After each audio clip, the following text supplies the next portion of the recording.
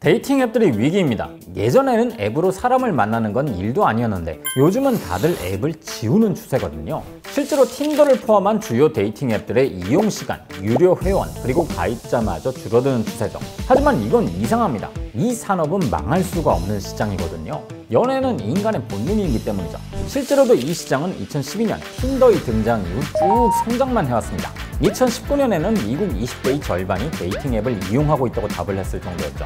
심지어 코로나 시기가 왔을 때는 만남에 목마른 사람들 덕분에 가입자와 이용 시간도 더 폭증했고요. 하지만 이것도 지나간 얘기입니다. 지금은 사람들이 피로감을 느끼고 오히려 오프라인 만남을 선호하게 됐거든요. 그렇다면 왜 이렇게나 본능적이고 잘 나가던 시장이 갑자기 바뀐 걸까요? 오늘은 사랑의 혁명이라 불리웠던 데이팅 앱이 왜 현재는 불신과 피로의 상징이 되어버렸는지, 그리고 진짜 연애란 무엇인지 사랑의 이야기를 들려드리죠. 오늘의 수요시장, 위기의 데이팅 앱 시장입니다.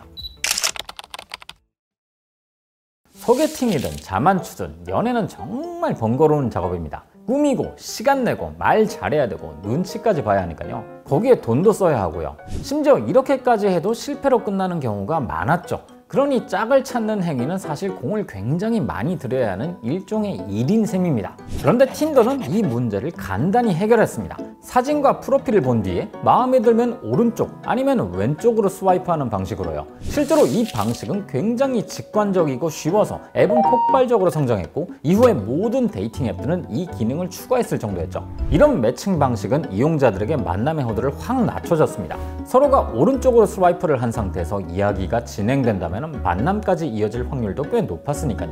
데이팅 앱은 그야말로 혁명 그 자체였죠. 그래서 이 시장이 더 성장할 거라 믿는 사람들도 많아졌던 겁니다. 그러나 현실은 달랐습니다. 우선 가장 큰 문제는 미스매치였죠. 데이팅 앱에는 늘 남성 이용자가 많습니다. 이건 많은 사람들이 소수의 여자들을 두고 경쟁하는 형태였죠. 심지어 성별 간 스와이프 비율도 달랐습니다. 남자는 절반 가까이 오른쪽으로 넘기지만 여자는 14%만 오른쪽으로 넘겼거든요.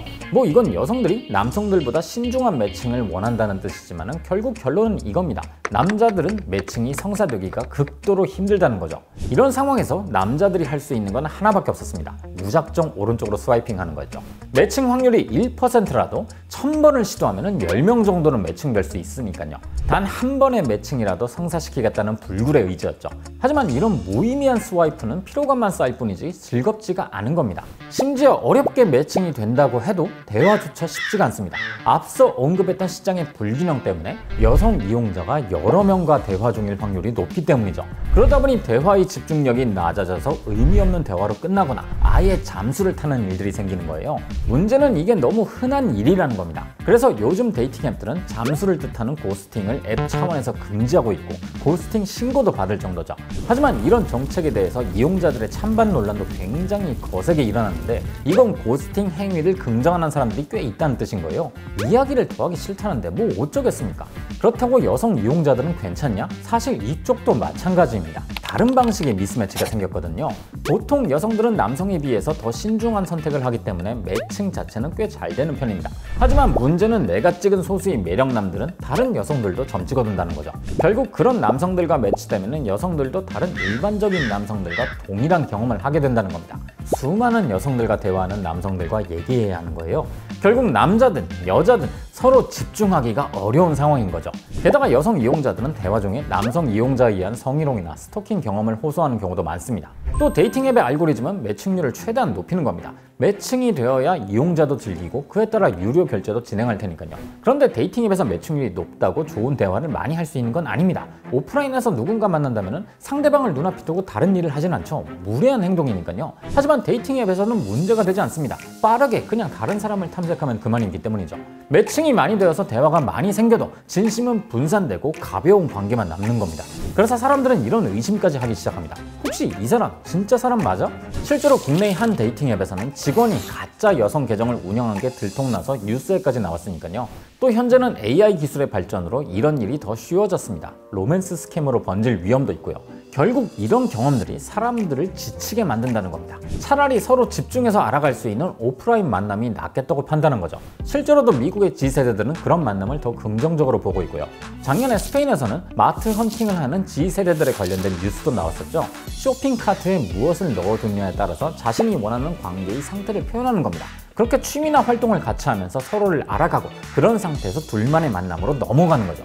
물론 데이팅 앱들도 가만히 있진 않았습니다. 나름 머리를 굴리고 있거든요. 고스팅 금지, 매칭 수 제한, 취미 기반 매칭, 목적 기반 매칭처럼 말이죠.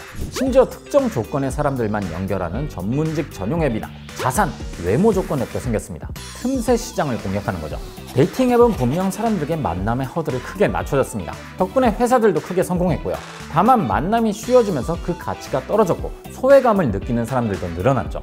그리고 이건 가벼운 만남을 찾는 사람들에겐 문제가 안 됐지만은 대부분은 진지한 만남을 원했으니까 큰 문제가 되었던 겁니다.